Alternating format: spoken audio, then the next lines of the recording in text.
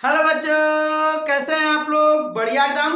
तो आज हम लेकर आ गए हैं क्लास 10 का भूगोल, वो भी हिंदी माध्यम में। और आज हम लोग करेंगे इसके जल संसाधन और वन एवं वन्य प्राणी संसाधन के मोस्ट इंपोर्टेंट ऑब्जेक्टिव क्वेश्चन, यानी वस्तुनिष्ठ प्रश्न।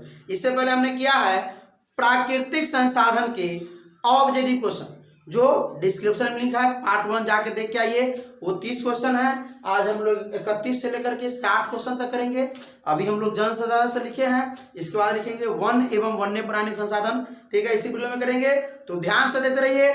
ठीक है, एकदम मजा आने वाला है। आइए देखिए क्या है क्वेश्चन। अब सबसे पहले क्या करना है, आप लोगों को जिस तरह सभी वीडियो में करते हैं उस तरह इसमें भी करना है। आइए पहले स्क्रीनशॉट लीजिए, इसका ले लिए स्क्रीनशॉट, ले लिए। चलिए स्क्रीनशॉट लेने के बाद क्या करना है, आप लोगों को खुद से टिक करना है। ठीक है, ये आओ सुनिए, ये जल संसाधन और वन एवं वन्य प्राणी संसाधन जो है वो बहुत सारे बुक में दूसरा चैप्टर में है, लेकिन ये हम लोग बहुत सारे बुक में पहला चैप्टर में है। ठीक है, तो हम लोग पहला चैप्टर लेके ही चल रहे हैं। पार्ट 1 वो था, आज है पार्ट 2। इसका लिख देते हैं पार्ट 2। चलिए पार्ट 2 है, इसमें हम लोग 31 से 60 क्वेश्चन करें। पार्ट 3 भी आएगा, खनिज संसाधन और ऊर्जा संसाधन, जिसको शक्ति संसाधन कहते हैं, वो भी आएगा। ठीक है, लगभग इस चैप्टर से हम लोग 90 क्वेश्चन तक लेंगे। ठीक है, इसलिए बोलते हैं कि अगर बिहार बोर्ड इस चैप्टर से क्वेश्चन पूछता है तो इससे बाहर नहीं होगा। ठीक है, पूरा कंसेप्ट दिला के जाएंगे। ठीक है, उसके बाद सारा चैप्टर थोड़ा बहुत कम क्वेश्चन है, इसी चैप्टर में थोड़ा ज्यादा क्वेश्चन है। ठीक है, तो चलिए एकदम ध्यान से देखिए, मजा आ जाएगा। पहले आप लोग टिक कीजिए इसको, फिर से हट जाते हैं। स्क्रीनशॉट लीजिए, इसका लीजिए और टिक कीजिए। जब हम टिक करेंगे तो बताइएगा कि आपको कितना मार्क्स आया कमेंट में। ठीक है, तो चले स्टार्ट करें। तो ध्यान से देखिए। आइए, पहला क्या है, जल किस प्रकार का संसाधन है भाई? सबसे पहले बात बुक में लिखा हुआ है, जल संसाधन जैसे शुरू कीजिएगा पढ़ना, सबसे पहले लिखा हुआ है कि जल जो है वो कौन संसाधन है, तो जल चक्रीय संसाधन है, लिखा हुआ है। चलिए आगे आइए, देखिए अगला क्वेश्चन क्या है, बृहद क्षेत्र में जल की उपस्थिति के कारण ही पृथ्वी को क्या कहते हैं ना? बृहद क्षेत्र में जल की उपस्थिति के कारण ही ना पृथ्वी को क्या कहते हैं? कौन सा ग्रह कहते हैं? नीला ग्रह कहते हैं कि उजला ग्रह कहते हैं कि हरा ग्रह कहते हैं कि पीला ग्रह कहते हैं, क्या कहते हैं? तो सभी लोग जानते हैं कि इसको काला ग्रह कहते हैं। समझ में आया ना बात? सही है, काला ग्रह लगा है? नहीं, नीला ग्रह। नीला ग्रह लगा है, आप लोग लगाए हैं? अभी भी लगाइए। देखिए आप लोग बाद में तो मिलवे करेगा आंसर, स्क्रीनशॉट ले लीजिए, एक बार खुद से टिक कर लीजिए, फिर हम टिक करेंगे, मिलाइएगा। आंसर तो आपको मिलवे करेगा, लेकिन ये अपने आप में लगेगा कि आज हमने टेस्ट दिया और हमको 30 में इतना मार्क्स आया। वो खुशी कहाँ है जो हम में से देख करके हम बनाएंगे तो देखने में है। ठीक है, अगर 30 में से 20 आता था, जो फक्र होता है, जो खुशी होती है, वो ना देख के लिखने में नहीं। तो अभी से ही प्रॉपर नोट्स बनाना स्टार्ट कर लीजिए। कॉपी निकालिए, पेन निकालिए, क्वेश्चन लिख लीजिए, नोट्स बनाइए। ठीक है, लास्ट में एग्जाम में एकदम भंडार तरीके से तैयारी कराएंगे। ठीक है, देखिए अगला क्वेश्चन क्या है। आइए, देश के बांधों को किसने भारत का मंदिर कहा? देश के बांधों को किसने भारत का मंदिर कहा? सभी को मालूम है कि चाचा नेहरू ने कहा था, पंडित नेहरू ने कहा था, पंडित जवाहरलाल नेहरू ने कहा था। आइए आगे देखिए, अगला क्वेश्चन क्या लगाए आप लोग। कुल जल का कितना प्रतिशत भाग महासागरों में निहित है? कुल जल का कितना प्रतिशत भाग जो है महासागरों में निहित है? बताइए आप लोग कितना, क्या आंसर लगाए हैं? क्या लगाए हैं? 94.5% या 95.5% या 96.5%? क्या लगाए हैं आप लोग? तो आंसर है 96.5%। चलिए आप लोग भी लगाए हैं, उम्मीद करते हैं कि यही आंसर लगाए होंगे, सही है। चलिए आइए अगला देखिए, अगला क्या है, विश्व के कुल जल आयतन का कितना प्रतिशत मृदु जल है ना? विश्व के, इसमें 2 क्वेश्चन हम इसी को लिख दिए हैं। ठीक है, बच्चा समझ नहीं पाता भाषा, इसलिए 2 क्वेश्चन लिखना पड़ा। ठीक है, विश्व के कुल जल आयतन का कितना प्रतिशत मृदु जल है, मतलब साफ जल है, मतलब पीने योग्य जल है? तो सभी लोग मालूम है, बताइए क्या है, क्या आंसर लगाए आप लोग? 2%, 2.5%, 3%, 3.5%। कितना लगा है? 2.5%। कोई दिक्कत आ रहा है? सही हो रहा है पक्का? आगे आइए, आया क्या, प्राणियों के शरीर में कितना प्रतिशत जल की मात्रा निहित होती है? प्राणियों के शरीर में कि अब जल संसाधन पढ़ रहे हैं तो ये भी पढ़ लेते हैं क्या, प्राणियों के शरीर में कितना प्रतिशत जल की मात्रा निहित होती है? तो सभी को मालूम होगा कि 65%। ऐसे 70% बहुत जगह लिखा हुआ रहता है। ठीक है, चलिए आगे आइए, समझ रहे ना बात को? नहीं, चलिए आगे देखिए, ठीक है। और बहुत जगह ऑप्शन अगर 65 नहीं रहा, ठीक है, एक बार और बताते हैं, अगर 65 ऑप्शन नहीं रहा तो 70 मारना जरूरी है, ठीक है, 70% मारना जरूरी है। चलिए आगे, भारत में जल का सबसे अधिक उपयोग किया जाता है किस चीज में? भारत में जल का उपयोग किस में सबसे अधिक उपयोग किया जाता है? तो सभी लोगों को पता होगा, बुक में एकदम साफ साफ लिखा हुआ है ना, स्मरणीय पढ़िए, ब्रिलियंट पढ़िए, भारतीय पढ़िए, सभी बुक में लाइन को लिखा हुआ है कि सिंचाई में किसमें? सिंचाई में। मजा आ रहा है? चलिए अगला क्वेश्चन देखा जाए। अगला क्वेश्चन क्या? बिहार की प्रमुख नदी घाटी परियोजना है। बिहार की प्रमुख नदी घाटी परियोजना किसे कहते हैं? क्या, कौन सी है?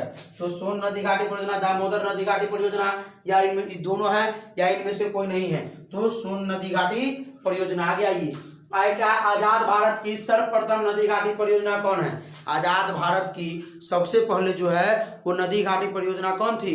तो दामोदर। कौन थी? दामोदर नदी घाटी परियोजना। दामोदर नदी घाटी परियोजना।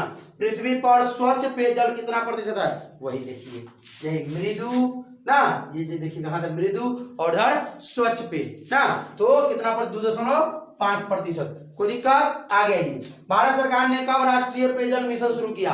भारत सरकार ने, एकदम लाइन में लिखा हुआ है, स्मरणीय में भी है, भारतीय भवन में आप देख सकते हैं, ब्रिलियंट में देख सकते हैं ना, ये लाइन जो है लिखा हुआ है कि 1965 में स्टार्ट हुआ था ना, 1986 में, 1986 में हुआ था, 1986 में स्टार्ट हुआ था। आइए, उड़ीसा में महानदी पर विकसित परियोजना कौन सी है? उड़ीसा में महानदी पर विकसित परियोजना कौन सी है? तो कोसी, हीराकुंड, इंदिरा गांधी या जवाहर सागर? कौन? तो हीराकुंड। कौन? हीराकुंड। आगे आइए, आगे देखिए, अगला क्या है? अगला देखिए ध्यान से, आप लोगों का सही हो रहा है? पक्का सही हो रहा है कि नहीं हो रहा है? चलिए आगे देखिए, आगे इनमें है, इनमें मिटा गया है। इनमें से किस परियोजना का प्रमुख उद्देश्य बाढ़ नियंत्रण रहा है?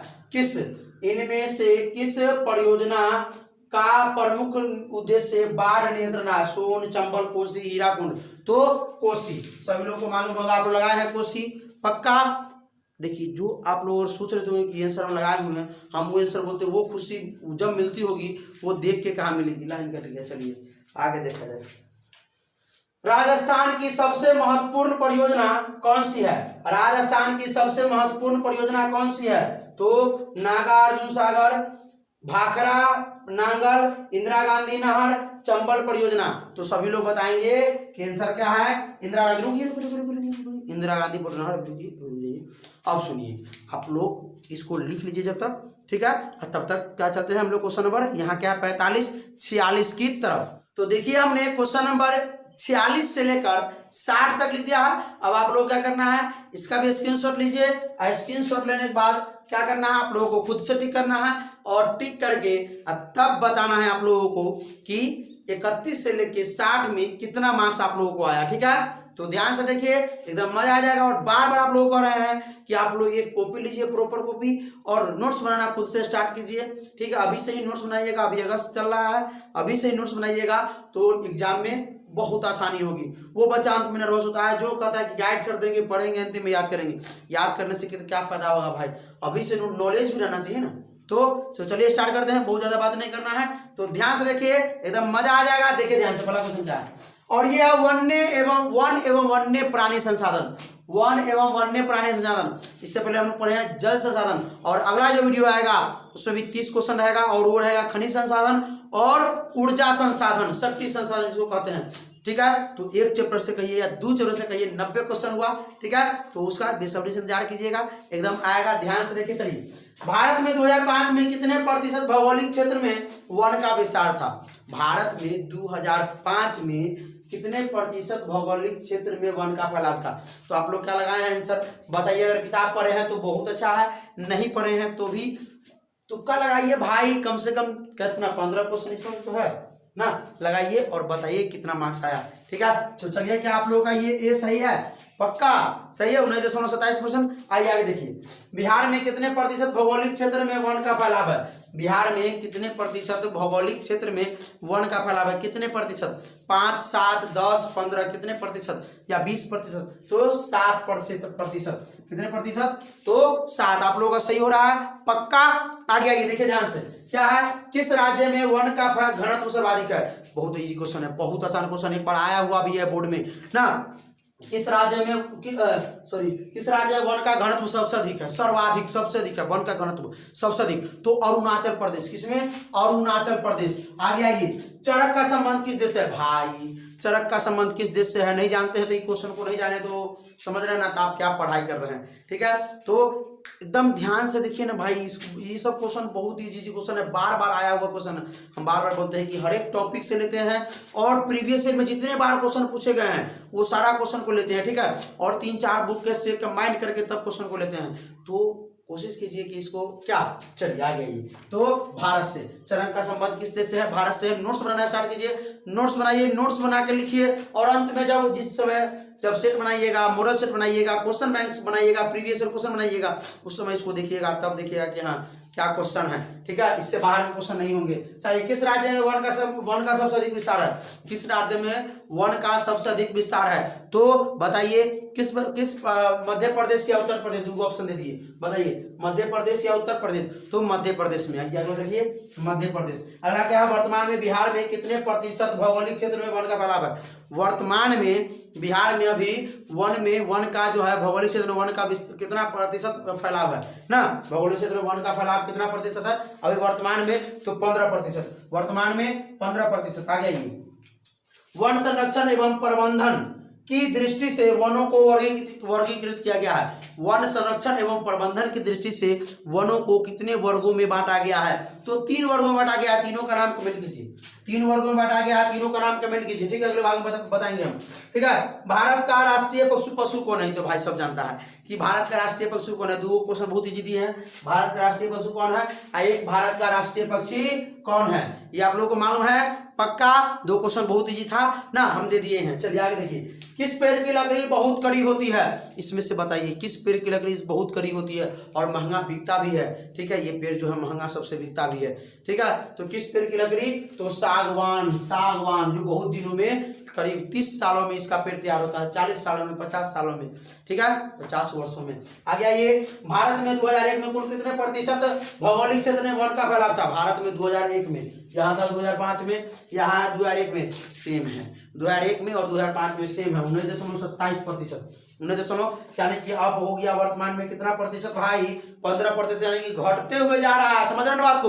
वन का कटाव बहुत ज्यादा हो रहा है, तीव्र गति से हो रहा है, इसको रोकना पड़ेगा, तभी स्वस्थ रह पाइएगा। आगे देखिए, बहुत स्पीड नहीं जा रहा है भाई, थोड़ा स्लो करना पड़ेगा। ये आगे, ये किस पेड़ की छाल से कॉर्क बनाया जाता है? किस पेड़ की छाल से कॉर्क बनाया जाता है? बताइए आप लोग, किस पेड़ की छाल से कॉर्क बनाया जाता है? तो ओक की पेड़ से, ओक पेड़ की छाल से। आगे आइए, चंदन के वन निम्नलिखित में से किस राज्य में पाए जाते हैं? चंदन के वन निम्नलिखित में से किस राज्य में पाए जाते हैं? भूगोल में लिखा हुआ है, ठीक है, आपके भारतीय वन बुक में लिखा हुआ है कि कर्नाटक में। किसमें? कर्नाटक में। आगे आइए, कर्नाटक, कर्नाटक, कर्नाटक। क्वेश्चन नहीं दिया आप लोगों को, आइए क्वेश्चन को दे दिया जाए आप लोगों को ना। देश में जैव आरक्षण क्षेत्र की संख्या कितनी है? आप लोगों को बताना है। देश में जैव आरक्षण क्षेत्र की संख्या कितनी है? आप लोग को बताना है। 12, 15, 18, 20। बहुत आसान क्वेश्चन है, जरूर बताइएगा, ठीक है। चलिए आइए, ये क्वेश्चन का जवाब आप लोगों को कमेंट में देना है। अभी जो है इससे पहले हम लोग वीडियो बनाया है उसका क्वेश्चन पूछा, लेकिन कमेंट कोई नहीं किया था। अब आगे करेगा, कोई दिक्कत नहीं, आगे करेगा उसको भी हम जवाब देंगे, लेकिन अभी तक नहीं किया इसलिए हम उसका नाम नहीं ले रहे हैं, ठीक है। चलिए आगे, टैक्सोल का उपयोग होता है किस बीमारी में? टैक्सोल का उपयोग किस बीमारी में होता है तो बताएंगे आप लोग ना। एड्स में, कैंसर में, मलेरिया में, टीबी में। तो सभी लोग जानते हैं कि टैक्सोल का उपयोग जो है इसमें से कैंसर में होता है। किसमें होता है? कैंसर में होता है। तो चलिए एकदम ध्यान से देखिए और सुनिए। अब आप लोगों को एक बात बताना है कि अब आप लोगों के अपने यूट्यूब चैनल पे प्रत्येक विषय के प्रत्येक चैप्टर का ऑब्जेक्टिव क्वेश्चन आने लगा है। गणित, भूगोल, इतिहास, रसायन शास्त्र, भौतिकी, हिंदी, संस्कृत सभी के ऑब्जेक्टिव अवेलेबल है। आप लोग अभी से के 3 4 5 चैप्टर हो चुका है सभी बुक सभी चैप्टर के सभी विषय के। तो आप लोग वहां जाइए, प्लेलिस्ट में यूट्यूब चैनल पे जाइए, प्लेलिस्ट में जाइए और प्लेलिस्ट में जाने के बाद क्या करना है आप लोगों को लिखा रहेगा गणित ऑब्जेक्टिव, भूगोल ऑब्जेक्टिव, इतिहास ऑब्जेक्टिव, रसायन शास्त्र ऑब्जेक्टिव, उसको जाकर विजिट कीजिए। और सभी लेक्चर में जितने भी लेक्चर है सभी लेक्चर में एक एक क्वेश्चन पूछा गया है, उस क्वेश्चन का जवाब आप लोग दीजिए। ठीक है, तो क्या करना है, हंसते रहिए, मुस्कुराते रहिए, पढ़ाई करते रहिए। All the very best.